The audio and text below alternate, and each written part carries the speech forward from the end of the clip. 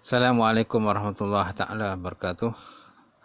Alhamdulillah rabbil alamin wal aqibatul muttaqin wala udwana illa ala zalimin. Subhanaka la ilma lana illa ma 'allamtana innaka antal alimul hakim. Wala haula wala quwata illa billahil alim azim. Ya mati Tuan Imam, seterusnya Tuan Bilal, kemudian pengerusi surau, jawatan kuasa surau, jawatan kuasa tamat, sidang jemaah muslimin, muslimat, mukminin, mukminat wa ta'ala. Alhamdulillah, kita panjatkan puji dan syukur Allah Subhanahu wa taala.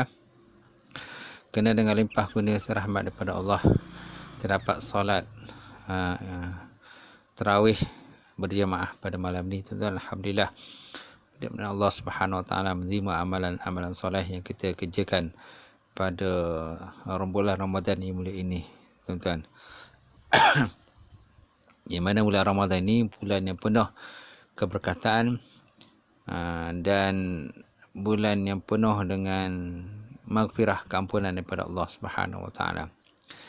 Jadi pada bulan Ramadan ini kita digalakkan banyak selalu bertaubat kepada Allah Subhanahu wa taala daripada dosa-dosa dan kesalahan yang kita lalu. Kerana pada bulan Ramadan inilah sangat Allah Subhanahu wa taala membuka pintu rahmat kepada kita untuk menerima taubat dari kalangan hamba-hambanya, tuan-tuan. Di samping itu Allah Subhanahu wa taala melipat gandakan pahala amalan-amalan soleh yang kita kerjakan pada bulan Ramadan. Saya teringat satu kisah berkenaan dengan seorang lelaki yang telah membunuh sebanyak 99 orang ataupun 99 jiwa. Di mana lelaki ini bila telah mencapai sebanyak 99 nyawa yang dibunuh, tiba-tiba timbullah keinsapan untuk dia untuk bertaubat kepada Allah Subhanahu wa taala. Lalu dia pergi berjumpa dengan seorang rahib atau pendeta dan meminta pandangan dan pendapat pada dia bagaimana kalau seandainya dia ingin bertaubat.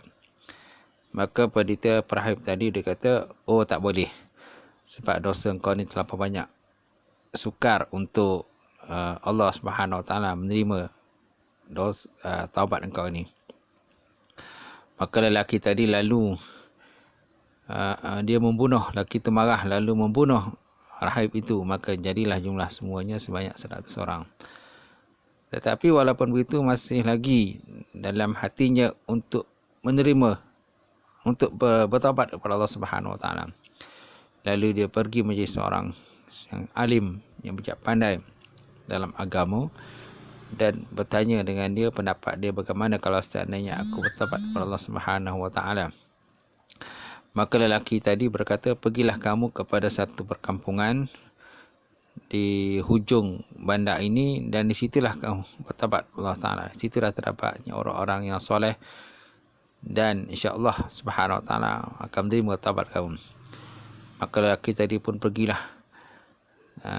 Ketika dalam perjalanan dia pergi ke tempat tersebut, tiba-tiba malaikat maut pun datang lalu mencabut nyawa dia. Maka dia pun meninggal dunia ataupun mati dalam perjalanan menuju kepada tempat dia bertaubat.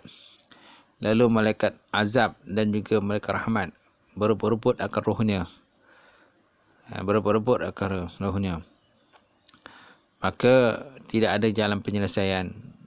Maka akhirnya Allah Subhanahu wa taala mentakdirkan seorang lelaki soleh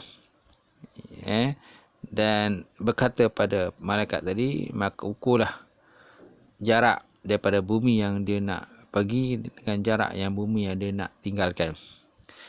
Mana-mana jarak yang lebih dekat, maka di situlah nanti malaikat mana yang akan mengambil dia. Lalu diukurlah jarak daripada bumi yang ditinggalkan pada bumi maksiat yang ditinggalkan dan kepada bumi orang-orang yang soleh. Lalu dapati bahawa bumi yang dia nak pergi itu lebih dekat kan berbanding dengan bumi yang dia telah tinggalkan. Maka malaikat rahmat lalu mengambil rohnya dan dibawa masuk dalam syurga Allah Subhanahu wa taala, tuan-tuan. Jadi daripada kisah ini dapat kita mengambil kesimpulan bahawa sesungguhnya orang-orang yang dalam proses untuk bertaubat kepada Allah Subhanahu Wa Taala, kalau ditakdirkan dia meninggal dunia, maka taubatnya diterima oleh Allah Subhanahu Wa Taala.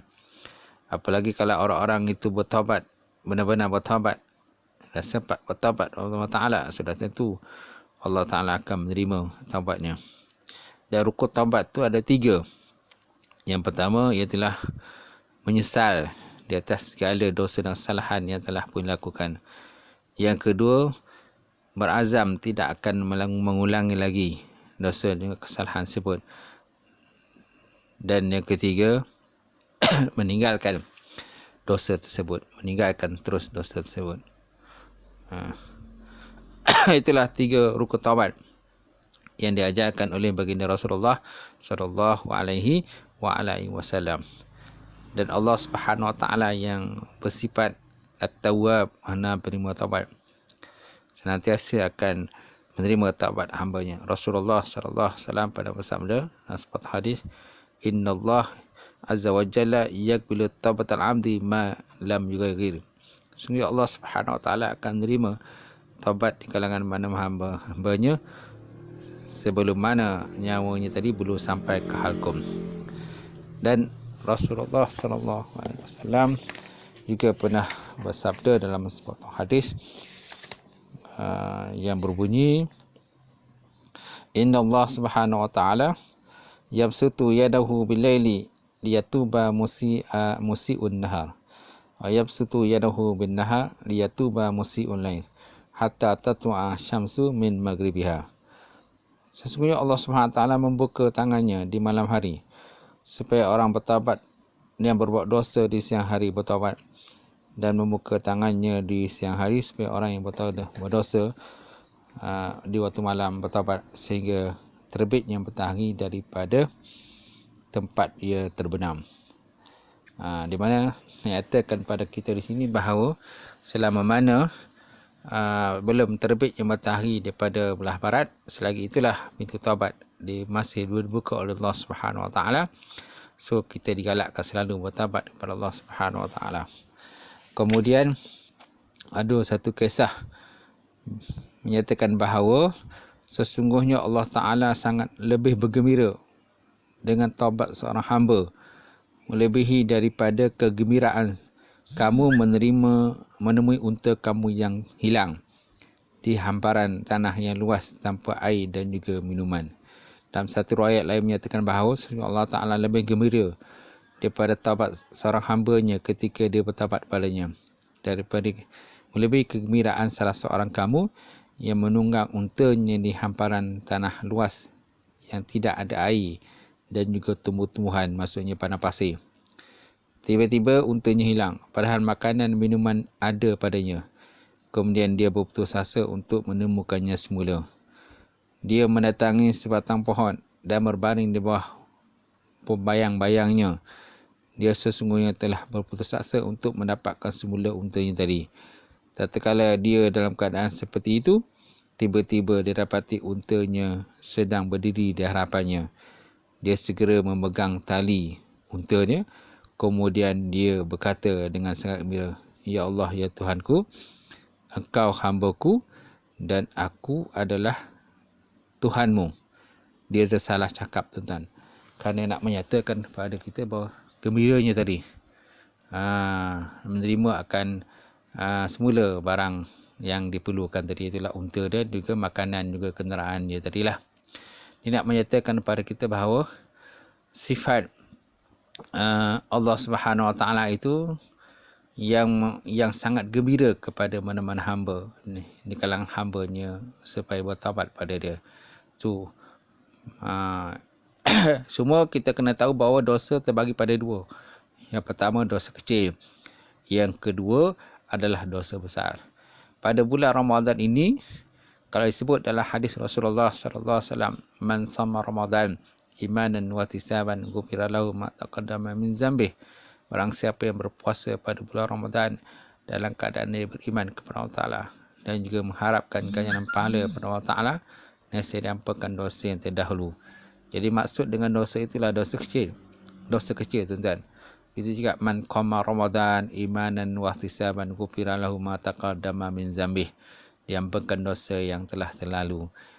Kan, jadi nak menyatakan kepada kita bahawa dosa yang nyatakan itu ialah dosa kecil. Sedangkan dosa besar seperti membunuh, kan, memfitnah orang, lepas tu berzina dan sebagainya, maka dosa itu ialah dengan cara bertaubat kepada Allah Subhanahu Wa Taala. Dan kita kena banyak bersyukur kepada Allah Subhanahu Wa Taala, tuan-tuan. Kerana Allah Subhanahu Wa Taala menutup akan dosa-dosa dan kesalahan kita yang kita telah lakukan. Kalau seandainya Allah Subhanahu Wa Taala membuka dosa-dosa dan kesalahan kita, menyikap kesalahan, sudah tentu kita malu kepada Allah Subhanahu Wa Taala, dan kita malu kepada makhluk dan juga malu kepada manusia semuanya. Kita juga malu kepada orang lain yang kita kasih dan kita sayang dia disebabkan dosa dan kesalahan yang telah pun kita lakukan di masa yang silam. Tuan-tuan. Jadi Allah Subhanahu Wa Taala menutup akan kesalahan dan juga kesilapan tadi, nak menyatakan pada kita kasih sayangnya Allah Subhanahu Wa Taala, dan Allah Taala bagi peluang kepada kita untuk kita bertaubat kepada Allah Taala, mengisapi dosa dan juga kesalahannya. Dan Allah Subhanahu Wa Taala yang satu sifat namanya sifat Ar-Rahman, maknanya Maha Pemurah. Walaupun manusia itu melakukan dosa dan kesalahan, Allah Subhanahu Wa Taala masih lagi memberikan rezeki dan juga pelbagai nikmat kepada manusia, walaupun dia tahu kan manusia itu banyak melakukan dosa dan juga kesalahan kepada dirinya sendiri, tuan-tuan. Jadi dengan itu, tuan-tuan, mudah-mudahan dengan sedikitnya tazkirah yang disampaikan pada malam ini, mudah-mudahan dapat memberi manfaat insya-Allah pada diri saya dan juga pada tuan-tuan dan puan-puan muslimin muslimat berbahagia. Sekian, Assalamualaikum warahmatullahi taala wabarakatuh.